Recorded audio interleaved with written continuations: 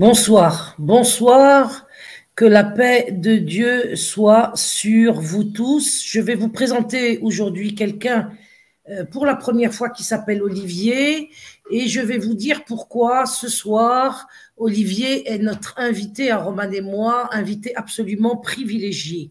Vous avez vu, donc je salue le chat, je salue ceux qui nous rejoindront dans la soirée ou demain sur le replay. Nous avons là mis en place un live d'une importance considérable. Le titre à lui seul vous permet sans doute de vous en rendre compte. Le nouvel ordre mondial, quelle est notre responsabilité à nous?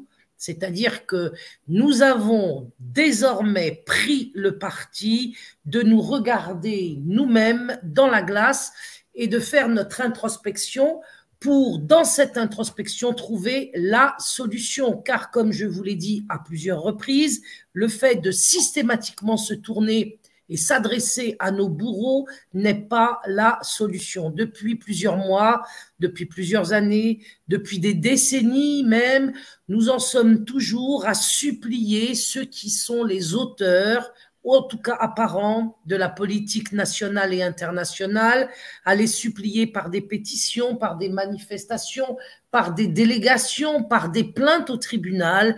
Et nous nous rendons compte, évidemment, le résultat est là sous nos yeux aujourd'hui. Il est temps de regarder la vérité en face. Toutes ces démarches matérielles n'ont pas abouti. Nous n'avons obtenu aucun résultat positif.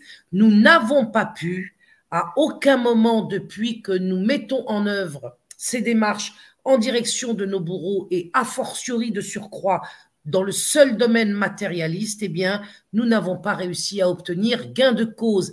Et parallèlement, Dieu nous regarde et probablement, pour ne pas parler à sa place, nous attend. Et c'est ce que Olivier et moi, nous allons vous dire ce soir, c'est que ce nouvel ordre mondial dont nous pouvons faire le bilan en quelques mots, parce que vous le connaissez finalement aussi bien que moi, nous l'avons fait sur mes lives, ce constat, que ce soit avec Baptiste, avec Roman, avec le père Horowitz, avec tous les invités que j'ai eu l'occasion au cours de toutes ces nombreuses années d'intervention publique de faire le constat, mais je n'ai pas été la seule. Il y a aussi le fait que d'autres alerteurs sur le net, d'autres youtubeurs, comme on les appelle vulgairement, ont régulièrement pris la parole pour vous faire un état des lieux plus ou moins catastrophique ou plus ou moins catastrophiste, parce qu'en vérité, en effet, la situation est catastrophique dans le sens qu'elle se dégrade et qu'il ne semble pas qu'une force actuellement en œuvre de notre côté, du côté des gens de bonne volonté, du côté y compris même des croyants, puisse arrêter le déclin, le harcèlement et la destruction du genre humain.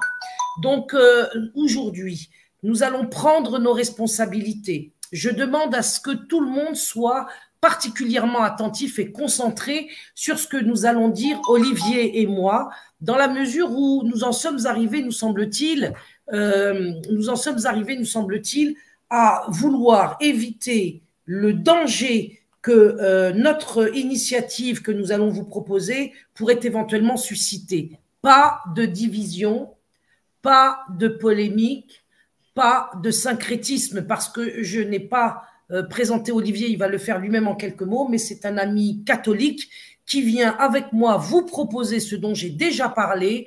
Ce sont cette séance, ces deux séances pour commencer, de prière, de demande de pardon à Dieu pour nos péchés, nos transgressions, car si nous entendons aujourd'hui faire une action, c'est en direction du ciel et non plus en direction de l'Élysée ou du palais Bourbon, ni même en direction de BFM TV. Nous ne croyons pas, quant à nous, depuis très longtemps, à ces démarches qui s'adressent de créature à créature, surtout que l'une des parties est plutôt dans le camp de l'adversité. Il s'agit maintenant d'aller vers Dieu, vers le positif, vers le constructif, vers le salut, vers toute possibilité divine que Dieu nous offre de par les promesses qu'il nous a faites depuis le début de la création. Il est là, il est présent, nous sommes libres de lui tourner le dos et c'est lui qui détient en effet la seule volonté de nous accorder notre liberté. On voit maintenant en ce moment des manifestations qui réclament la liberté à Macron, étant entendu qu'il est complètement oublié que la liberté nous a été donnée par Dieu et qu'il est lui le seul à la respecter, contrairement à ceux auxquels les manifestations s'adressent. Donc Dieu nous a fait libres et nous sommes libres devant lui de l'accepter ou de le refuser. Olivier et moi ce soir, nous venons vous proposer de l'accepter. Beaucoup d'entre vous sur mes lives catholiques et musulmans, parce que mon audience est composée de catholiques et de musulmans que je salue à chaque fois, eh bien, je vous dis que nous sommes dans la situation aujourd'hui, effectivement, de prier chacun dans son coin. Nous vous proposons, Olivier et moi, de faire des prières publiques sur ma chaîne, en attendant peut-être mieux. Pour l'instant, il n'est pas possible d'envisager autre chose. Donc, je propose la chaîne du mouvement JRE qui porte mon nom de s'ouvrir à des prières publiques de demande de pardon à Dieu à deux moments différents, puisqu'il n'est pas question de syncrétisme, je le répète. Il va y avoir un moment pour les musulmans, le vendredi soir à 21h30, chaque semaine, autant que nous tiendrons et autant que nous nous rassemblerons. Et pour les chrétiens, les catholiques, tous les samedis à 21h30. Les prières musulmanes seront, comment dirais-je, effectuées pour les musulmans, donc, par le cheikh Mohamed Saïdi, que certains d'entre vous connaissent déjà. Je reviendrai là-dessus vendredi pour le présenter. Ce n'est pas le lieu ni l'heure. Et l'animateur des séances chrétiennes de demande de pardon à Dieu, eh bien, c'est Olivier que je vous présente immédiatement et qui va prendre la parole pour vous dire pourquoi, à mes côtés, nous aurons à traiter de la question de pourquoi des musulmans et pourquoi des chrétiens ensemble. Mais avant d'arriver à ce sujet, ou peut-être même que Olivier va le traiter avant moi, eh bien, je te donne la parole, Olivier, que la paix de Dieu soit sur toi. Et merci d'avoir accepté la proposition du mouvement JRE pour faire et mettre en place ces prières de demande de pardon à Dieu dans le cadre chrétien, car il nous a paru important, à Roman et moi, qui disposons d'une audience et d'un public composé des deux religions, que nous respections en effet tous ceux qui nous suivent. Et nous n'avons pas voulu nous contenter sur ma chaîne de faire des prières musulmanes. C'est la raison pour laquelle, eh bien, nous sommes allés vers toi, Olivier. Bonsoir, bonsoir Farida, bonsoir Roman, bonsoir à tous. Merci de m'accueillir. Effectivement, quand tu nous as soumis cette proposition, parce que je ne suis pas seul, hein, enfin là, je suis là, et puis c'est moi qui animerai ces demandes de pardon à Dieu. Mais effectivement, je porte avec moi l'ensemble des chrétiens, des catholiques, enfin de toute cette communauté chrétienne, on va dire. Et sans forcément en porter, enfin je veux dire en étant le porte-parole, mais en tout cas, je ne suis pas seul. Voilà, c'est ça que je voulais dire. Donc merci, et effectivement, pour tout dire, c'est pas que j'avais pas envie de venir, c'est que je suis pas quelqu'un de forcément très à l'aise dans l'expression en public. Donc j'avais quand même quelque chose qui me retenait, peut-être une forme de timidité, ou je sais pas, de faire le grand saut, mais je me suis dit, ben, là, il ne s'agit pas de présenter un produit ou un show, il s'agit vraiment de demander pardon du fond du cœur au Dieu créateur de l'univers visible et invisible. Et je ne pouvais pas me dérober, en fait. Donc, j'ai obéi et je suis là. Et je trouve ça... Je te remercie encore d'avoir eu cette initiative que je trouve très, très intéressante. On ne sait pas où ça va nous mener. C'est un peu un grand saut dans le vide, en tout cas pour moi. Mais effectivement, il est peut-être temps de poser des actes forts avec notre faiblesse, mais justement de nous présenter nus devant notre Créateur et de dire Seigneur, on te demande pardon et de le faire de façon publique, parce que c'est vrai que on le fait dans le privé, enfin, moi avec des amis, c'est quelque chose qu'on fait aussi, et puis c'est pas nouveau, je veux dire, on le fait depuis longtemps quelque part, mais le poser publiquement comme ça, c'est quand même quelque chose d'assez original, et c'est chouette que tu en aies eu l'idée, c'est une grâce. Et parce que effectivement, les temps sont un petit peu cruciaux, c'est le moins qu'on puisse dire, et que toutes ces manifestations, ces expressions de mécontentement, de vouloir revenir au monde d'avant, en négociant avec nos bourreaux quelque part, c'est pas très productif. Voilà. Donc, ils veulent nous plonger dans un monde transhumaniste, dans un monde qui oublie complètement d'où on vient, à qui on doit la vie. Et la réponse, ça y est, ils ont franchi le pas. Ils nous l'ont dit, hein, ils nous l'ont bien dit. Ils le disent aussi, nous rentrons dans un monde nouveau, évidemment. Satan étant les singes de Dieu, que pourrait-il dire d'autre? Mais justement, bah, allons sur ce terrain et présentons-nous tels que nous sommes en réalité, c'est-à-dire des créatures du Seigneur. Alors justement, je voudrais dire quelque chose à propos du mot que j'allais justement utiliser moi-même. C'est que on m'a un peu interpellé ces derniers temps depuis l'annonce que j'en ai fait à la fois sur la chaîne de Aïssama ou la nôtre avec Roman, mais enfin, chrétiens, musulmans, qu'est-ce qu'ils ont à voir les uns avec les autres? Eh bien, ils ont beaucoup de choses à voir les uns avec les autres, figurez-vous. Il y a toute la loi naturelle dont j'ai souvent parlé, dont les chrétiens, de leur côté, parlent également avec beaucoup de profondeur. J'ai beaucoup appris de ce point de vue-là, d'ailleurs, de la part des catholiques. Par exemple, si un jour j'ai lancé une initiative pour défendre les enfants de la théorie du genre qui dénaturait pardon, leur fitra. La fitra, ça veut dire la nature première de l'enfant, leur innocence.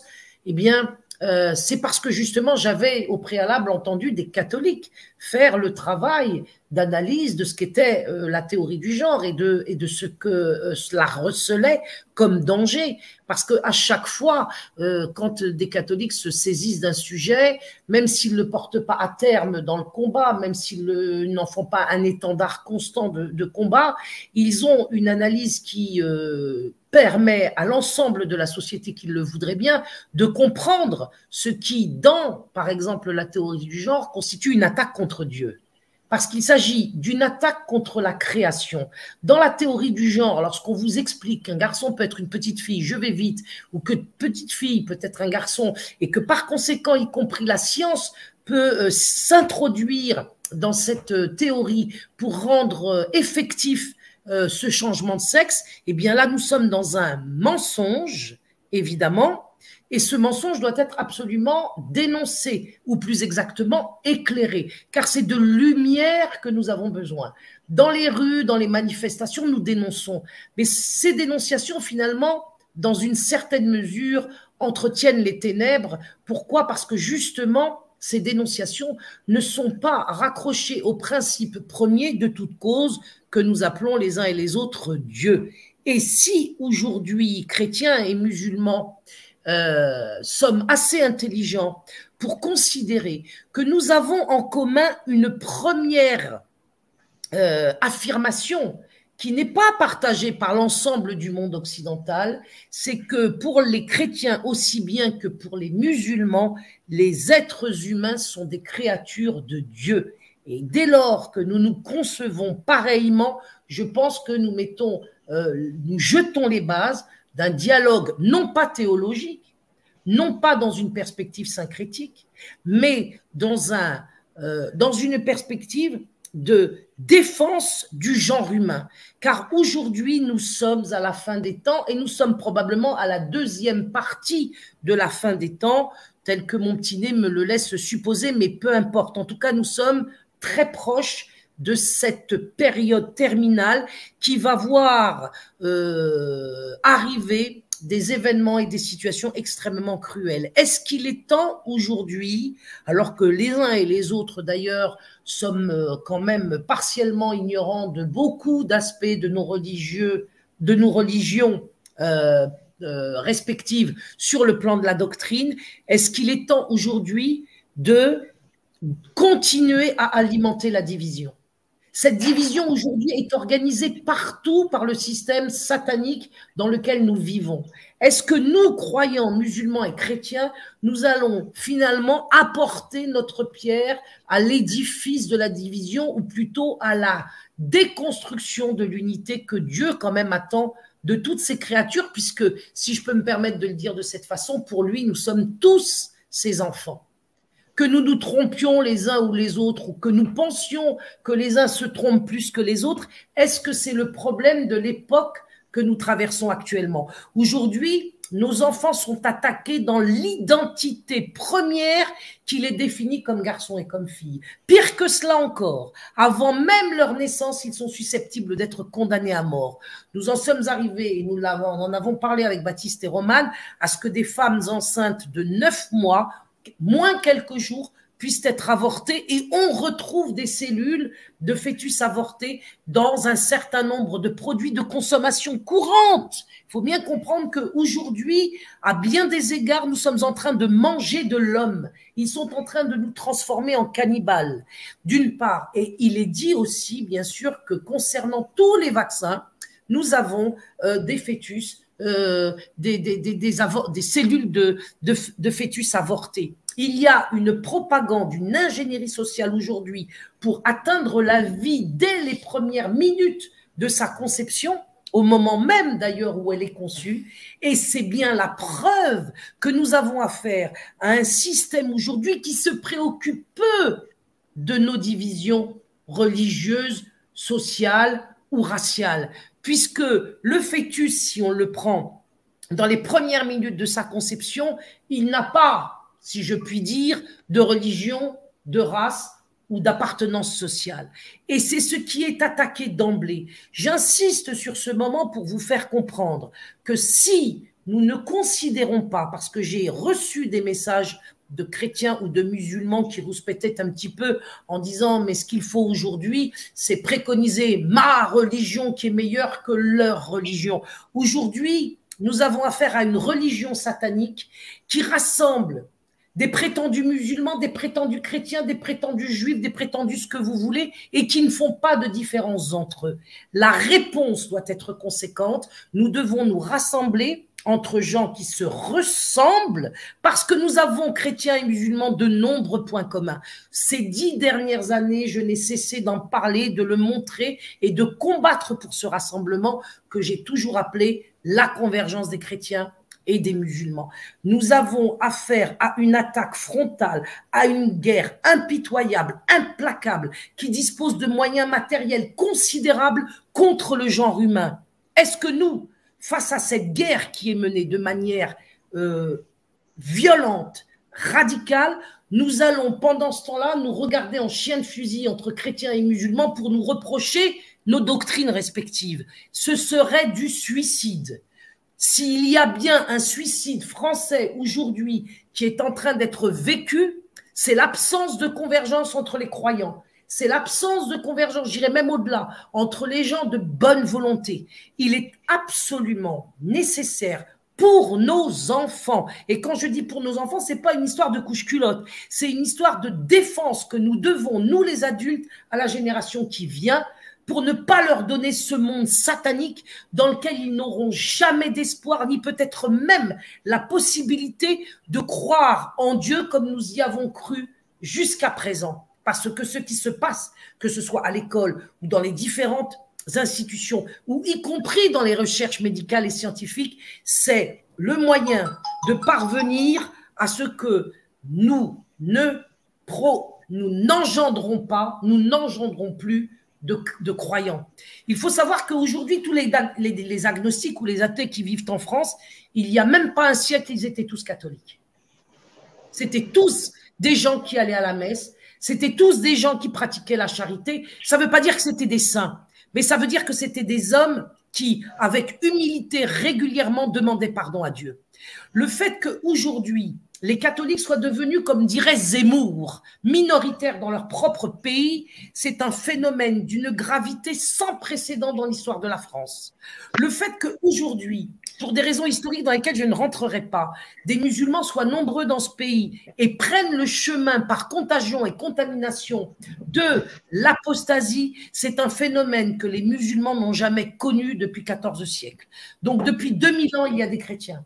Depuis 1400 ans, il y a des musulmans et nous entrons dans une période absolument folle où les uns et les autres commencent à renoncer à l'adoration qu'ils doivent pour leur Créateur et pour leur Seigneur, et cette adoration est la seule solution. Si vous voulez aujourd'hui agir, changer le cours des choses, c'est à Dieu qu'il faut s'adresser, et compte tenu que nous avons péché et transgressé jusqu'à même aller au-delà de ce qui était concevable il y a un siècle ou 50 ans à peine, la première chose que nous devons accepter de faire, c'est de s'humilier, de lui demander pardon et de lui exprimer notre adoration et prolonger, je l'ai dit chez Sam, ensuite Olivier, je te rends la parole, et prolonger ces séances de vendredi et de samedi. Vendredi 21h30 pour les musulmans, samedi 21h30 pour les chrétiens. Nous devons dimanche poser un acte de charité dans l'espace public, en particulier en direction des SDF, parce que le froid arrive. Donc, vous allez évidemment faire vos prières individuelles particulières, comme vous le faites toujours les uns et les autres, mais vous allez partager un moment de recueillement, de demande de pardon dans l'espace public par l'intermédiaire de ma chaîne YouTube, parce que YouTube, c'est l'espace public.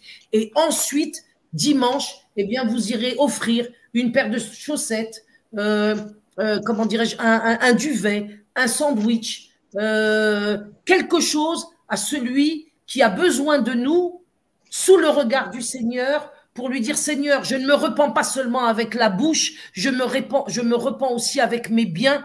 Et quand vous donnerez quelque chose à ce SDF qui a besoin de notre secours, eh bien, une fois de plus, vous y mettrez l'intention de votre repentir pour les péchés que vous connaissez, mais aussi pour les péchés que nous avons commis en toute ignorance et dont nous ne connaissons pas encore l'existence. Nous demandons pardon à Dieu pour toutes nos transgressions, qu'elles nous soient connues ou pas, et nous lui demandons miséricorde. Olivier. Oui, tout à fait. Et cette demande de pardon, c'est non seulement pour nos péchés, mais individuels, je veux dire, mais aussi pour le péché collectif qui est en train d'être commis. C'est ça aussi la charité, c'est-à-dire que il s'agit de l'humanité dans son sens principiel, ontologique. Et en tant que créature de Dieu, l'humanité dans son ensemble. Donc, ils sont entrés dans une... Si les gens ne sont pas au courant, on est rentré dans une guerre eschatologique. Alors, ceux qui veulent rester sur un point de vue politique, purement politique, purement séculaire, et puis utiliser la religion pour servir ce combat temporel, libre à eux. Mais je pense que nous, on a fait un choix différent et on rentre en toute conscience dans cette guerre eschatologique. Et pour cela, on a besoin de l'intercession de Dieu, tout simplement. Et donc cette demande de pardon, elle est aussi au nom de l'humanité dans son ensemble, face à l'abomination de la désolation qui est en train de se mettre en place. Et parce que, comme tu le dis, c'est vraiment une attaque à la création tout entière, dans son ensemble, et sur tous les fronts, et à tous les niveaux. Donc là, il ne s'agit plus de... on n'en est plus au temps des croisades, j'ai envie de dire ça un petit peu, voilà. Là, il s'agit vraiment de l'existence de l'humanité et ce pourquoi l'humanité a été créée et le projet de Dieu pour cette humanité. Donc, si nous, on n'est pas capable d'y répondre, qui va y répondre à notre place? Qu'est-ce qu'on veut? Le néant? Le néant du transhumanisme, le néant du transgenre, le néant de la perte, de se couper de tous ces principes qui fondent notre existence dans cet univers. Voilà. Je n'ai pas grand-chose d'autre à dire, Farida. On peut faire des questions-réponses ou des choses comme ça. Comme je dis, je ne suis pas un grand orateur, mais voilà, avec mon cœur, j'ai vraiment envie de dire que le problème, c'est ça. C'est-à-dire que si on ne se lève pas pour demander pardon à Dieu, ou si on ne s'humilie pas, du coup, on se lève d'une certaine manière, c'est-à-dire on se pose, on s'assume en tant que croyant, mais vraiment, c'est-à-dire fondamentalement. C'est facile d'être croyant, mais si à l'époque des épreuves, on devient plus politique que vraiment croyant, je vois pas trop à quoi peut servir la politique. La politique, ça vient après. Je suis pas en train de jeter la politique aux oubliettes, hein. C'est important aussi, mais fondamentalement, il faut reprendre les choses depuis le commencement, par le début, par les bases. Et, et sans la volonté de Dieu, aucun de nous ne serait là. Voilà, tout simplement.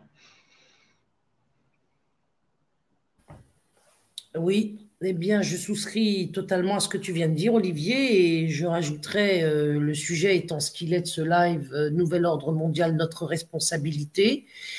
Et comme tu dis qu'il faut revenir aux bases, eh bien, il faut effectivement revenir au fait que nous sommes des hommes et des femmes et que l'identité de l'homme et l'identité de la femme étant attaquée aujourd'hui, elle ne pourra se restaurer dans sa plénitude et je dirais dans sa version originelle conçue par Dieu que dans le repentir à l'égard du Créateur, parce que c'est lui qui nous a fait tels et c'est vers lui et c'est en retournant vers lui que nous nous retrouverons dans l'état où il nous a créés. Alors que lorsque nous nous dirigeons vers les créatures et surtout vers les camps, je dirais, de la mort du matérialisme, eh bien, nous nous dénaturons. Et c'est d'ailleurs un des projets du diable, la dénaturation. Le retour à Dieu, le repentir, va permettre à tous ceux qui participeront, que ce soit dans le cadre privé de leur religion ou au cours de ces rassemblements que je vous propose sur ma chaîne le vendredi et le samedi, eh bien, petit à petit, l'enjeu, c'est de se restaurer en tant qu'homme et femme, vrai homme et vraie femme. Parce qu'aujourd'hui, la confusion des genres fait que tout cela, évidemment, contribue au déclin et à la destruction du genre humain. Il est important de se repentir pour également se retrouver en tant que créature d'un genre voulu par Dieu et non pas désiré par nous. Il nous est demandé par Dieu d'assumer ce genre qui nous a été donné.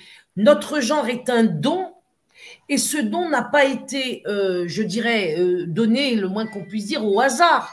Il a été fait dans l'esprit de Dieu parce qu'il sait ce que nous ne savons pas. Si je suis une femme et qu'Olivier est un homme, ce n'est pas à l'issue d'un jeu de cartes de hasard. C'est parce que Dieu l'a voulu ainsi et qu'il y a là-dedans une sagesse.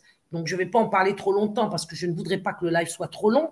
Mais donc, restaurer notre identité, la vraie d'homme et de femme.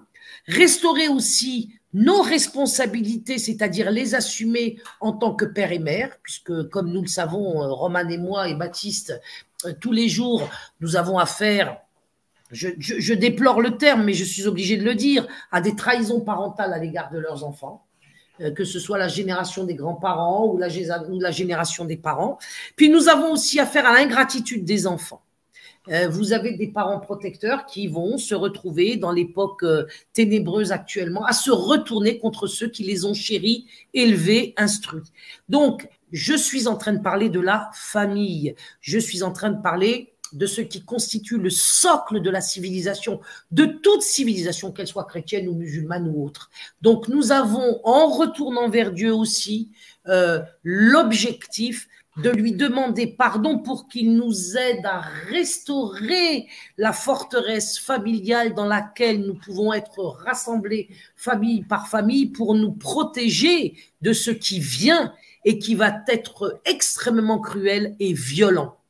ensemble, chrétiens et musulmans, ça ne veut pas dire dans la confusion du christianisme et de l'islam. Nous savons ce qui sépare l'islam et le christianisme, mais il y a eu des périodes où musulmans et chrétiens, j'y reviendrai un autre jour, ont su défendre ce que Dieu leur demandait de défendre. Et là, nous sommes appelés à défendre la création, à combattre la dénaturation effectuée par les armées de Satan, qui fait que lorsque nous serons tous dénaturés, eh bien, la question d'être chrétien ou musulman n'existera même plus, puisque nous ne serons plus des créatures qui seront rattachées à leur créateur. Donc, je vous demande de raison garder, de voir que le vendredi, les musulmans se rassemblent sur ma chaîne.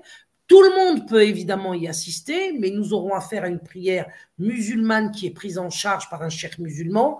Vous verrez comment ça se passe vendredi. Et puis, samedi, les chrétiens auront à disposition ma chaîne avec l'animation de Olivier pour faire ce qu'ils ont à faire dans le cadre de leur procédure religieuse de demande de pardon à Dieu. Et tout cela convergera, Inch'Allah, si Dieu veut, vers le ciel. Et nous espérons qu'avec des intentions pures, qu'elles viennent de tous les cœurs, de bonne volonté, qu'elles montent jusqu'à Dieu et que nous ayons les uns et les autres la force de continuer, la force de nous aimer, de nous entraider, car les heures qui viennent vont être difficiles, et la force de continuer à s'humilier au bon sens du terme devant notre Créateur pour qu'il nous protège, il protège nos enfants, il protège nos anciens, il protège nos familles, il protège notre travail, il protège notre agriculture, il protège nos villes, il protège nos écoles qui sont déjà bien corrompues. Et je suis certaine, absolument certaine, que Dieu peut, il l'a fait, il l'a dit, exaucer une ultra-minorité. Nous n'avons pas besoin, comme on le réclame dans les manifestations, d'être des millions. Les manifestations millionites n'ont pas obtenu de résultats. Et rappelez-vous l'histoire de Lot, quand Dieu lui dit « Trouve-moi 40 justes et je sauve la cité de Sodome et Gomorrhe », eh bien, il ne lui en a pas demandé 40 000 ou 4 millions. Bien sûr, 40 est un chiffre symbolique.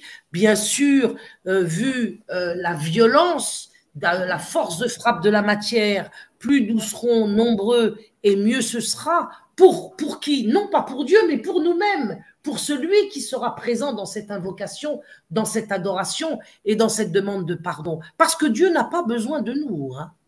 Absolument pas. Il n'y a aucune religion qui prétend que Dieu ait besoin de notre soutien. C'est nous qui avons besoin du soutien de Dieu. Parce que dans la période actuelle où on inverse absolument tout, on pourrait penser qu'on va lui rendre service en faisant cela. Pas du tout.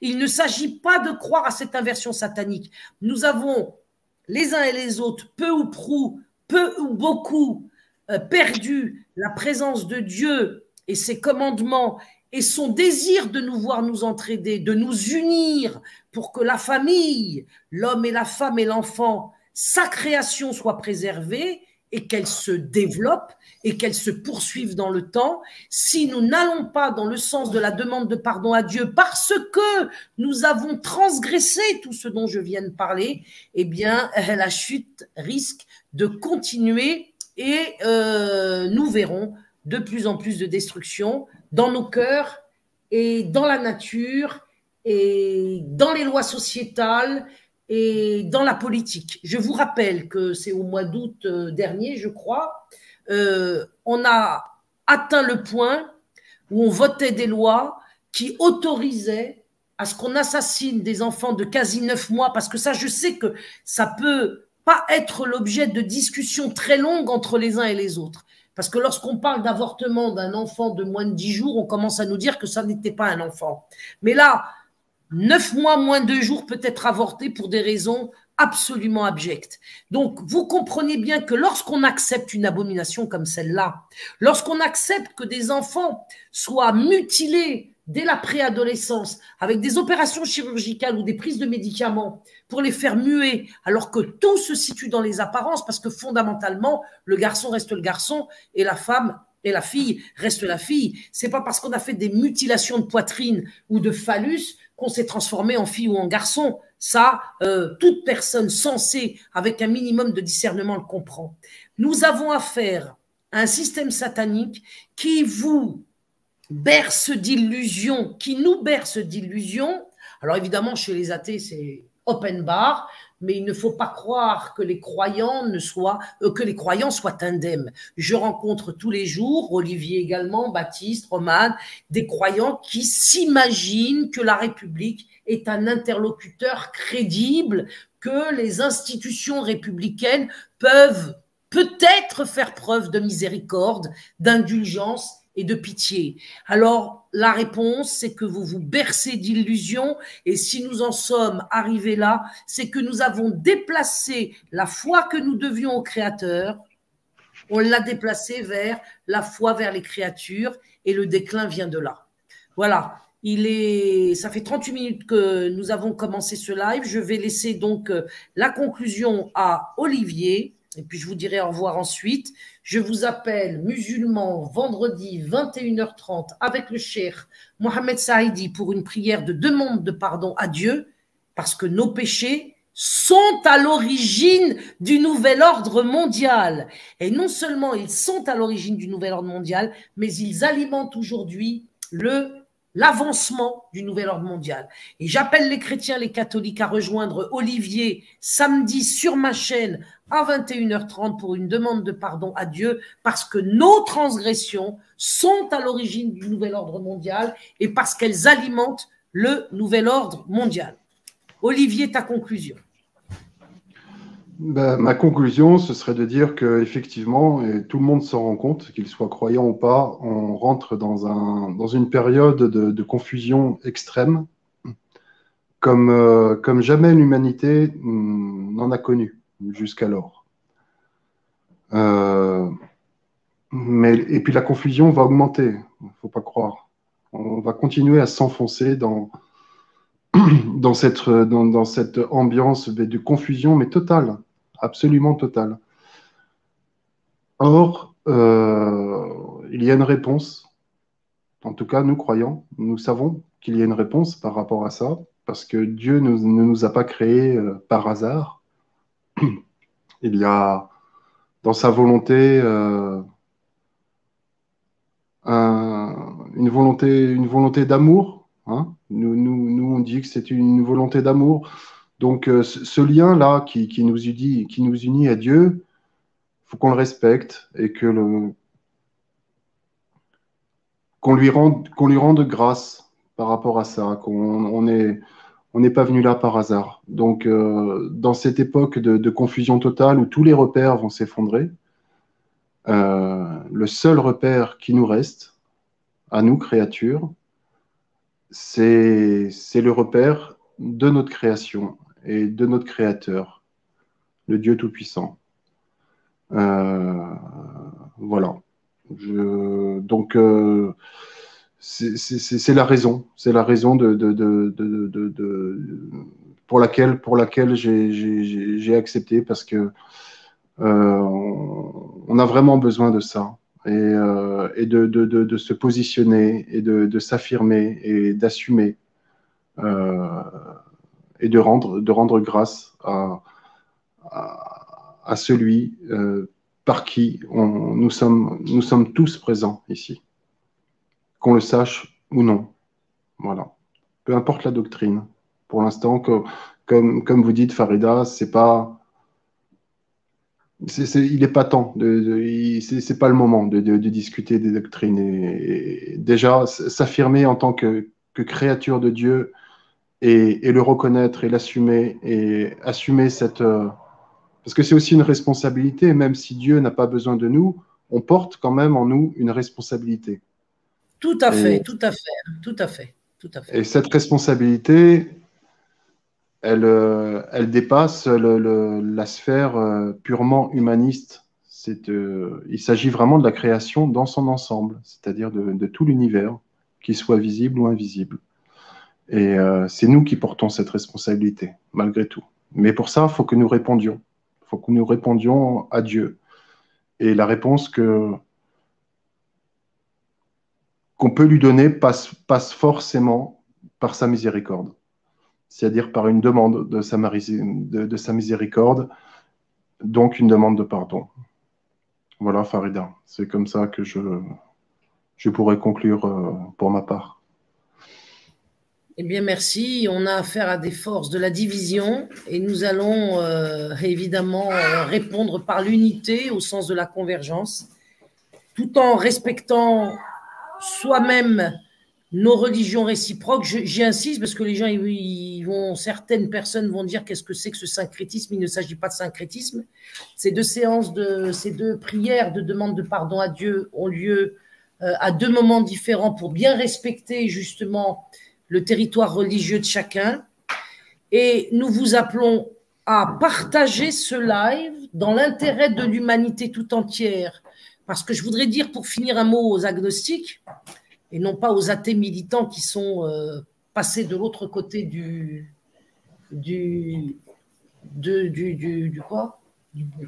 miroir. Voilà, merci. J'ai Baptiste à côté de moi qui nous écoute. Je suis chez lui, qui vous salue d'ailleurs. Et oui, bonjour à tous. Voilà, donc de l'autre côté du miroir, je m'adresse aux agnostiques pour dire qu'ils ne sont pas exclus, ils sont invités. Mais compte tenu du caractère de l'initiative qui consiste à s'adresser à Dieu en lui demandant pardon, évidemment, ils comprendront que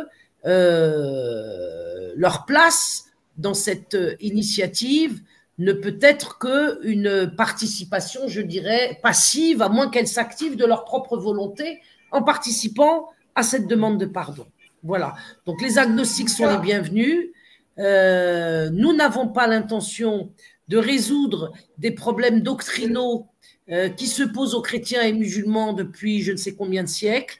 Nous nous unissons pour défendre le genre humain qui est attaqué, pour défendre les enfants et la famille qui est le socle de la civilisation humaine, et pour vous dire que sans la défense de ce socle de la civilisation qui s'appuie sur l'homme, la femme, les enfants, les anciens et donc sur la famille, il n'y aura plus ni doctrine catholique ni doctrine musulmane, puisque de toute façon, il n'y aura plus d'être humain, parce que comme l'a dit très bien Olivier, ce qu'ils vont faire, c'est le mélange de la créature à la machine pour finalement opérer le grand remplacement final de l'homme par le robot. Comme le disait Bernanos, la France contre les robots, ensemble, vendredi avec les musulmans, à 21h30 sur ma chaîne, et samedi, la France contre les robots, selon le titre du livre de Bernanos avec Olivier, samedi à 21h30. Vive la France et gloire à Dieu. Gloire à Dieu.